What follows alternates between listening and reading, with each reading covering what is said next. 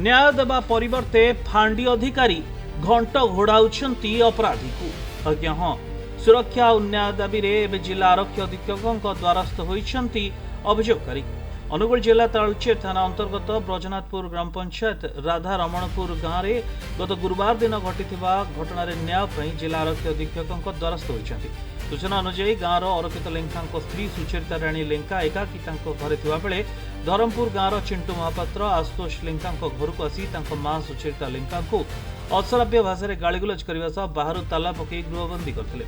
खबर पाई आशुतोष लेंका घरे गृहबंदी हो रही देखि गोड़ीबंध फांडी जणाइले। फांडी अधिकारी महालिक बाबू साहाय्य करने परिवर्ते आशुतोष को उल्टा धमक चमक देइछंती।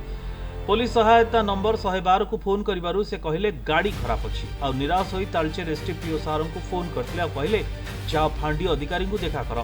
तेबे आशुतोष फांडी अधिकारी को देखा करथिले आ से भी शुणी नथिले। तेबे निरुपाय होई तालचेर सदर थाना डीसीओ को जणाइबारु से भी सुनलेनी।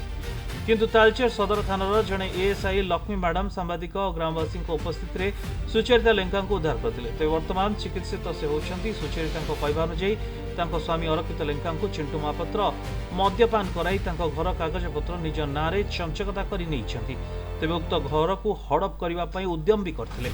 तेज प्रतिवाद पुओ आशुतोष धमक देउछि कि तुमको माड़ मारी घर बाहर करूँ। तेज सुरक्षा देवा सहित घटना तदंत कर न्याय देवाई आरक्षी अधीक्षक पाखे अनुरोध कर आशुतोष लेंका।